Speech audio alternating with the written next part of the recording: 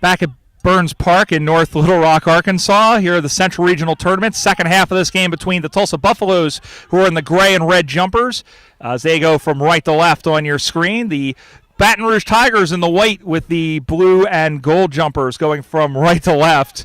Push in the back and a free kick awarded to Dave Bryant, playing for the Baton Rouge Tigers as he throws that one onto the right. It's 19-0 Tulsa the lead, 2 goals, 7 behinds to no score, and Tulsa has had most of the sway as the ball is put up in front of Raspold, and he was undercut going after the footy as I believe that was Nana Coleman. But a free kick to Raspold as he continues up the left side. It is knocked down, and it looks like it's taken in for a mark. So here is Tulsa with another scoring opportunity. Chase Mowry, and he will play on. Throws that one on to the left. Up in the air, it is marked right in front by Big Shane Hood. Well, I don't know how you let someone get that big, get that stealthy, but Shane Hood takes the mark and he can extend the lead. The question is, will he kick straight? It's a short kick, but it is there, and a goal to Shane Hood. And the Buffaloes are out to a 25-point lead. Tulsa 3-7-25. Baton Rouge yet to score. And Hood becomes the third goal kicker. 3 goals, 3 goal kickers. Jeremy Ingram kicked the goal, as well as Andrew Rose. Rose kicked the first one early in the... Actually, it was the first score of the game for the Buffs. Ball comes back in the middle for a ball up. Absolutely beautiful day. It is getting a little warm, but temperature should be in the 80s Fahrenheit. The ball is back in the middle, thrown off the footy, and then just got his foot to it, but speared, and that is going to be a mark. Yes, it is. And again, it's Shane Mowry. And Mowry is going to come out to the near side looking for Stephen Raspold. Raspold will look around looking for a lead. Think of almost like an out route in gridiron. He's going to send that one deep. Good punch over the top. And again, that was 27, which is Lachlan McQueen for Baton Rouge, who has been very active defensively. He's come up with about 4 or 5 very good defensive spoils. Out into the middle, handballed it around. Picked up, Rose into the middle. Here's the kick for goal off the side of the foot by Michael James, and is marked.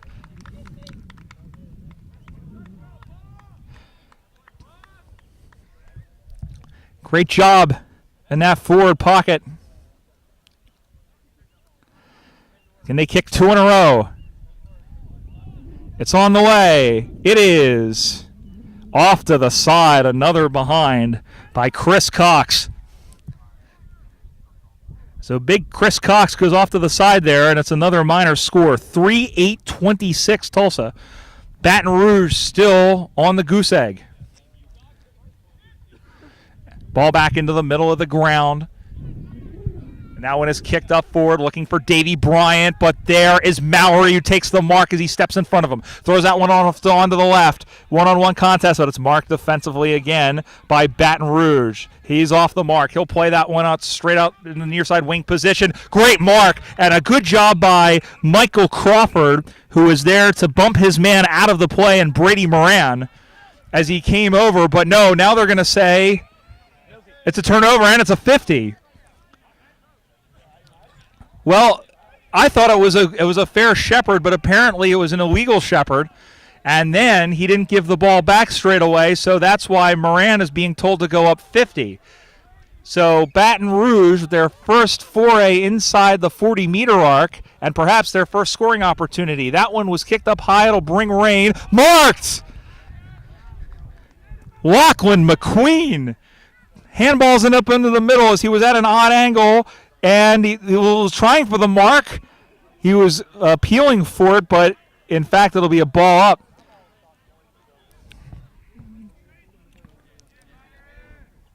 As Brendan Mahoney was the one appealing for the mark there. Ball goes to ground.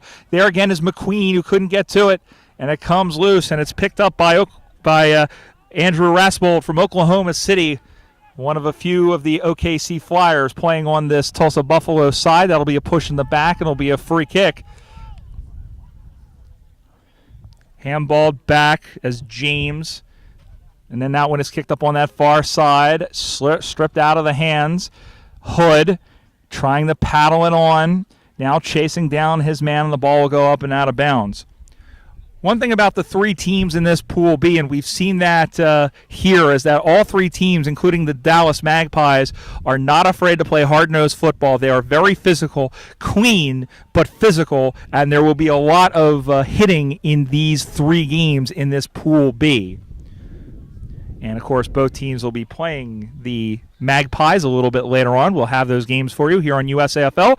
Brian Barish, great to have you with us at the Central Regional Tournament for 2017. We're at Burns Park in North Little Rock, Arkansas. As that one is thrown, that one onto the right. It'll go in short, but just kicked it away from Hood.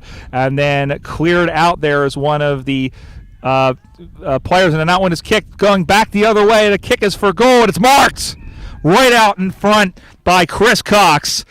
So Coxie, who just missed one, gets a ball right in on a line from his Oklahoma City teammate Andrew Raspold. Cox, that one is spread off to the side, and their kicking woes continue. 9th behind of the game for the Buffaloes. That takes them on to 3-9-27. Baton Rouge yet to score. Tulsa played Dallas earlier this season.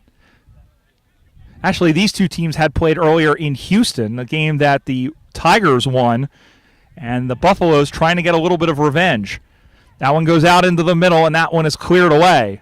It's into the middle of the ground, off the top, almost marked, as Sneed just got his left hand to it. It bobbles on, picked up by Fisher. Byron Fisher, who is busy in the ruck, busy on those ground balls too. Hilgenkamp gets it away. That one is knocked to the ground. It's kind of a rugby maul situation, and it is stood up, and we'll have a ball up. And in fact, it'll actually be a free kick, and the free kick will come to Dustin Brazel, who throws that one onto the right. Up in the air, marked.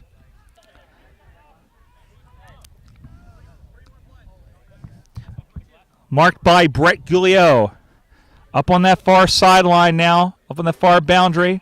Halfback flank position, Bryant. Right into the chest. That was not 15. He's got to play on. And Raspold just barely got out of jail there. A little bit of footballing jiggery-pokery. And then that one is kicked up high in the air. That'll bring rain. The pack forms, and it is marked defensively again.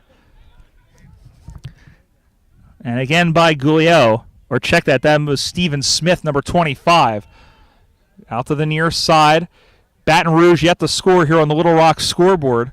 It is 27-0, but Tulsa has kicked 3 goals, 9 behinds, and the ball has gone out of bounds. It'll be a boundary throw-in. Our thanks once again to the Little Rock CVB as well as the Parks and Rec Department for North Little Rock, Arkansas for having us here. Uncharted territory. This is the first major U.S. Aussie Rules football tournament here in the natural state, and we're glad to be here, and hopefully the seeds of footy will be planted for years to come. Oh, Cartmill is dragged down. That's got to be holding the ball, and it is a free kick to Andrew Rose. So Rosie, who played as the Revolution team of the Parallel Cup in 2015 for the USA, kicks that one in forward. The pack forms. It is knocked down by Cox. Second effort at the footy, and that one is knocked backwards. One-on-one contest. Over to get to it. And then getting it out of there is Mahoney for Baton Rouge. Only as far as Raspold, and he hands it on. That one is kicked in. It is just plucked off the top there as West found James. Back to West. And that one is kicked on forward and then picked up out of the back. McQueen, and that is dropped. They stay with the footy. That one goes into the middle. Pushed forward, and then that one took Austin LeBouf by surprise. He almost had to make that catch in self-defense. In Tulsa, the lead now 27-0. And they're looking for more. but only as far as McQueen, who's up to about 15 touches, marked in the center of the ground. Now come in towards the center square. Dropped. Handballs it up over the middle. Spinning away is Bryant. A spin around, a whirl away. Now kicks that one in short. It'll roll, it'll hop, but it's picked off again by Mowry. And Mowry sends that one deep. They handball it around. Brazel puts it out in front for O'Mara-Gill. Long kick inside the goal square. One-on-one contest just out of the reach of Chris Cox. And it will be a boundary throw-in. Both teams making changes. Tulsa has just about suffocated Baton Rouge. They really haven't gotten any further on their side of the goal square other than that one which was agitated by the 50-meter penalty, but they couldn't get anything out of it. The ball goes out of bounds for a boundary throw-in. As we mentioned, Tulsa's upcoming match against Dallas a little bit later on. They played a full four-quarter game in Tulsa that Dallas won by 72 points. Tulsa is looking good in terms of possessing the footy, but not in terms of kicking. As Steven Raspold kicks it, but again, that's McQueen tracking back to take the mark.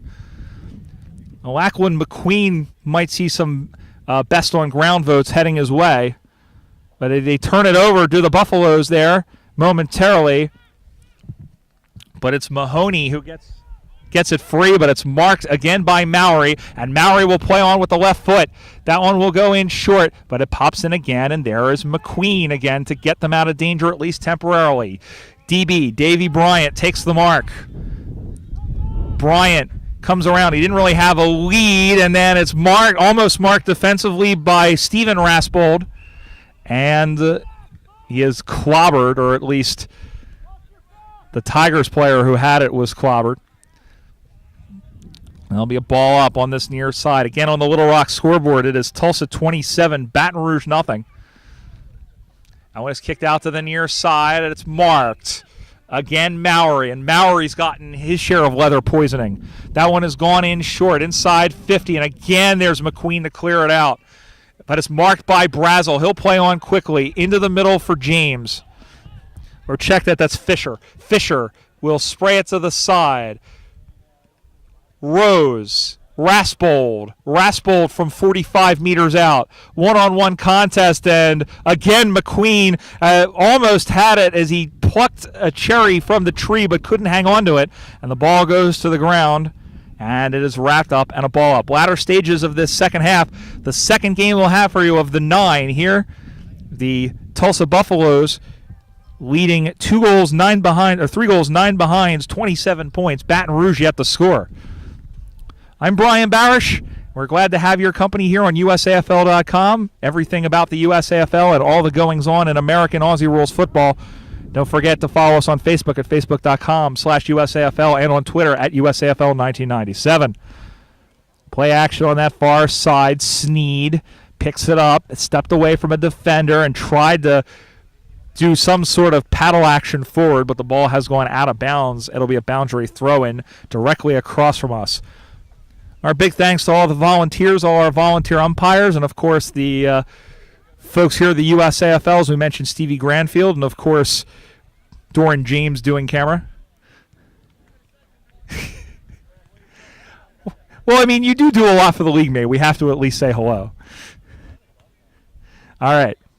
Meanwhile, back at the ranch, the ball is up on that far side and is eagerly awaiting a free kick decision, as look like what has been given here, and they will play on Sneed. He will run in. That's 70 meters out. The kick is high, and again, there is McQueen. Lachlan McQueen out to the near side. That one is just out of the reach of Steven Raspold.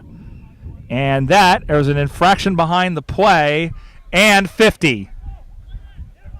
Or no. I thought they said 50. It looks like they just called advantage. It's going to come all the way back through the auspices of Mikey Crawford. Crawford will go in short. It is marked.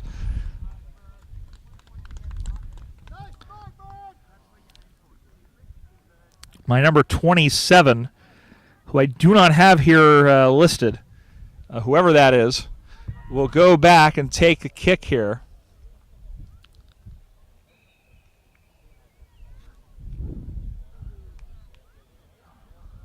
And the ball has gone out of bounds again as the kick went in short and it bobbled out. But again, the Buffaloes knocking on Baton Rouge's door. It comes out again. Raspold, Brazel over the top looking for Rose. Looking against Donnelly. Rose throws that one onto the right. It goes goalward. It's going to be close, and it's gone through for yet another minor score. Well, they're peppering the goals, but it's not the good, expensive kind of pepper. It's the ordinary table side, 10th behind of the game, 3-10-28 for Tulsa. Baton Rouge is yet to score. I mean, it's been good enough to win this game, but again, they're going to play Dallas later on, and depending on where they finish, they may have a hookup with a rematch with Houston later on in the day, or possibly Nashville. And they gotta kick better. As Fisher paddled it away right into the hands of Chacon. Sean Chacon, one of the Des Moines players playing on this combined Baton Rouge side, again with a number of Houston players. Des Moines coming off a very successful weekend in their tournament, the 80-35 tournament that they hosted, going all the way to the final, going 2-1 before losing to the Minnesota Freeze. So they are very high in their own right.